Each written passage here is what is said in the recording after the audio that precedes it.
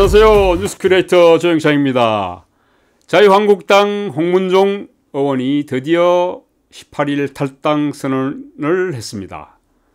대한애국당과 함께 신공화당을 창당하겠다고 하네요. 지난 8일이죠. 서울 광화문 태극기 집회에서 대한애국당에 입당하라는 분들이 많다.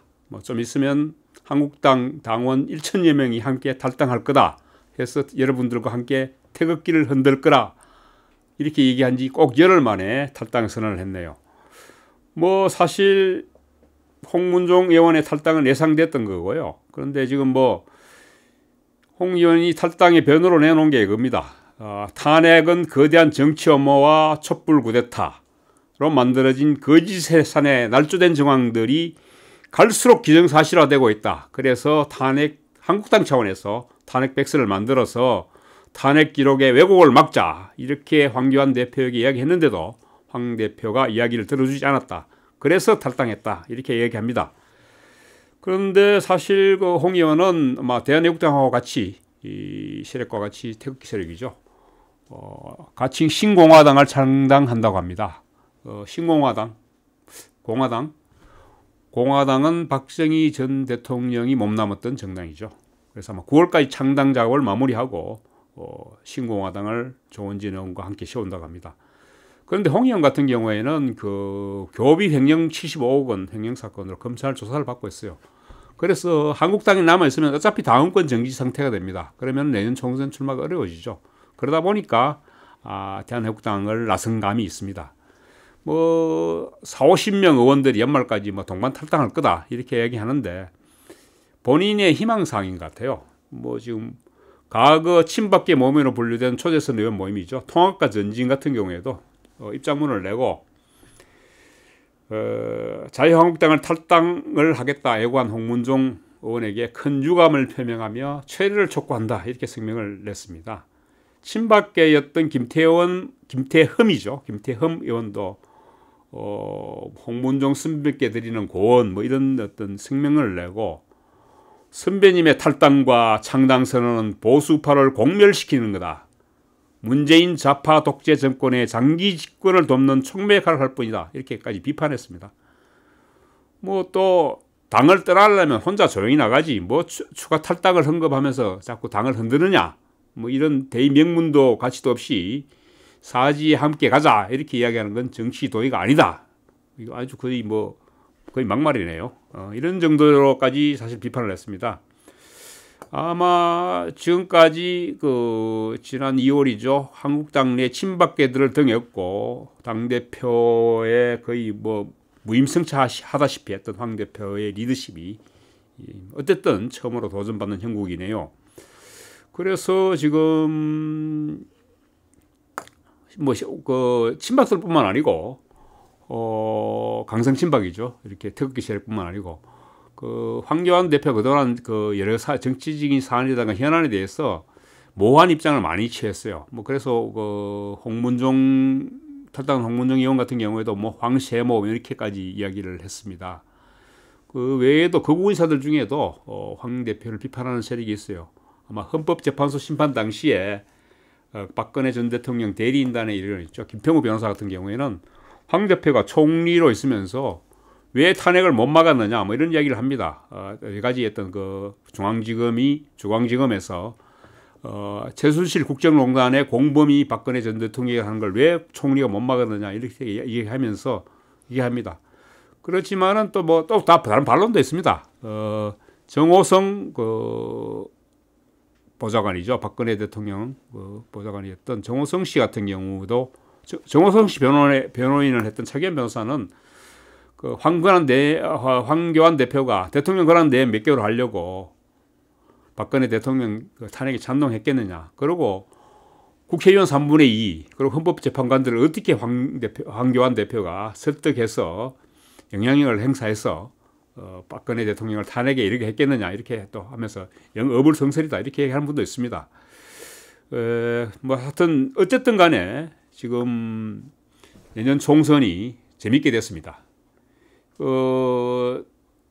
한국당 내에서는 지금 물갈이를 어차피 할 필요가 있습니다. 지금 친박신당도 생기지만은 박근혜 대통령의 어떤 탄핵 프레임을 벗어나지 못하면은 내년 총선이 굉장히 힘들어집니다.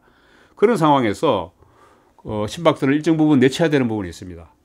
그래서 지금 황 대표가 친박들을 등에업고 당대표가 되긴 했지만은 친박들을 일부 물갈이하지 않겠느냐 이렇게 이야기가 많은 전망이 됐었거든요.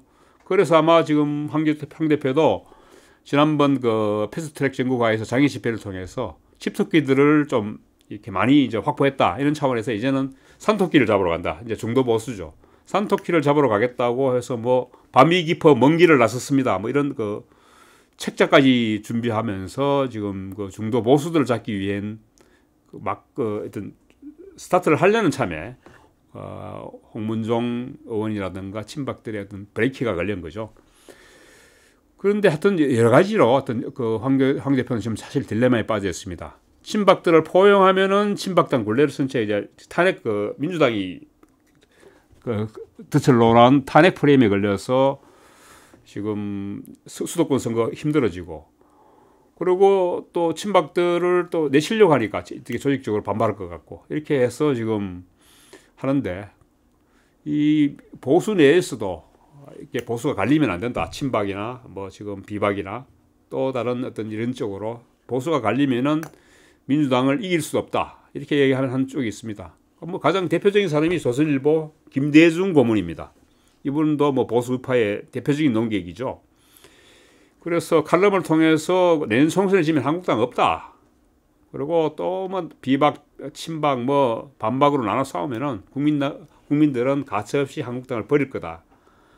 이렇게 경고하고 있습니다. 김무성, 뭐 유성민 이런 그 친박 신당 여기까지 다 지금 보수의 빅텐트를 치고 다 한국당으로 결집해야 된다. 이렇게 지금 이야기하고 있습니다. 서로 양보해라 이렇게까지 이야기하고 있어요. 그런 마당에 사실 지금 친박 신당이 태동한 거죠. 그렇다면은 한국당에 미치는 영향이 과연 친박 신당이 어느 정도 영향일까요? 태풍이 될까요? 지금으로서는 지금 친박들조차 지금 그 홍문종 의원을 비판하고 있기 때문에 대거 몰려갈 것 같지 않습니다. 한국당까지. 근데 아마 그 내년 총선 공천이 본격화하게 되면은 친박 신당 쪽으로 눈을 돌리는 현역 의원들이 상당수 생겨나지 않을까 이렇게 예상하고 있습니다. 특히 대구 경북 지역에서는 만약에 현역 의원 중에 공천에서 탈락하게 되면은 친박 신당으로 차를 갈아타지 않을까 이렇게 생각합니다. 그리고 어차피 또 친박 신당도 한국당 쪽에 공천 탈락자들의 이삭 죽기를 통해서 자기들의 어떤 그 쉐를 불려야 되죠. 뭐 그렇게 되면은 사실 한국당한테는 결코 이게 좋은 이야기가 될 수 없습니다. 물론 지금 홍문종 의원 같은 경우에는 바깥에 나가서 빅텐트를 치겠다 얘기하는데 빅텐트가 아니고 이거는 거의 그 보수 분열이라고 보여집니다. 제가 봐도 이거는 어떻게 보면은 지금 민주당이나 진보 진영에서 상당히 바라는 총선 구도가 되는 거죠. 제가 왜 그렇게 생각하는가 하면은 수도권은 사실은 수백 표, 뭐 심지어는 3표 차이로도 예전에 당락이 갈린 적이 있습니다. 문학진 전 의원 같은 경우에는 별명이 문세표 아닙니까? 3표 차이로 떨어졌다고 해서 그런 정도의 크고, 지난번 그 창원 성산 보궐선거에서도 그 아마 대한애국당 후보표가 자유한국당에 갔으면 당락이 바뀌었을 겁니다. 정의당 후보가 되지 않았죠.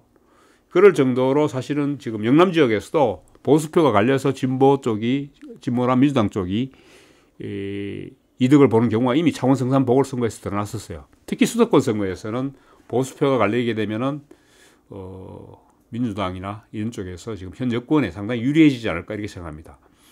그렇다면은 지금 당장에 친박 신당이 태풍이 되기는 힘들어도 제가 봤을 때 대구 경북 지역에서는 적어도 돌풍 정도는 잘하면 될 수 있다. 특히 지금 그 패스트 트랙에 올려져 있는 선거법이 준연동형 비례대표제죠. 비례대표제가 소수 정당에 상당히 유리하게 돼 있습니다. 그래서 한 3% 정도만 얻으면은 지역구 후보를 못 내더라도 비례 의석을 낼 수가 있습니다. 물론 지금 대한애국당이 1% 지지율도 정당 지지율이 안 나옵니다. 그런 상태에서는 비례대표를 얻기가 힘들겠지만은 경쟁력이 있다고 보여지는 한국당 탈락 공천자들이, 한국당 탈락 현역 의원들이 대한민국당에 가서 표를 끌어모으면은 현재 지금 당 지지율이 1% 미만이라 하더라도 늘 끌어올릴 수 있겠죠. 이렇게 보면은 사실은 지금 물론 뭐 그 박지원 의원 같은 경우는 친박 신당이 한 20세까지 얻을 거다 이렇게 지금 뽐뿌질을 하고 있습니다. 이 물론 보수 분열을 노리는 노름수죠. 그래서 지금 선거제가 개편될 경우 신당의 영향력은 저는 더 파괴력이 더 높아질 거라고 봅니다. 특히 대구 경북 영남 지역에서는 애국당 세력을 전혀 무시할 수 있는 그런 수준은 아니다.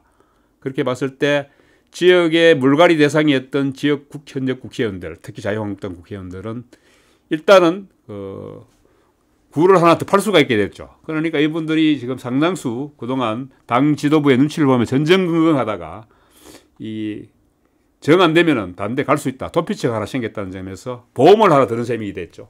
그러면서 한국당 지역에 특히 대구 경북 지역의 한국당 의원들은 친박 신당이 생기는 게 결코 나쁘지 않는 환경이 됐다. 이렇게 봐도 될 것 같습니다. 예, 오늘 이 정도의 분석은 마치고요. 어쨌든 제가 봤을 때 황교안 대표는 어떻게 보면은 지난 2월에 당대표가 된 거는 거의 뭐 무임승차한 거죠. 공짜 점심이었는데 이제는 본격적으로 점심값을 내야 될 상황이 왔습니다. 황교안 대표가 이 딜레마를 어떻게 벗어나냐에 따라 여당의 보수 야당의 정치 지도자로서의 어떤 그리고 한국당 대선 후보로서의 반전의 자기 지위를 확보해야 하느냐 저는 그게 달렸다고 봅니다. 내년 총선이 더욱 궁금해지고 재밌어질 것 같습니다. 예, 이상입니다. 마치겠습니다.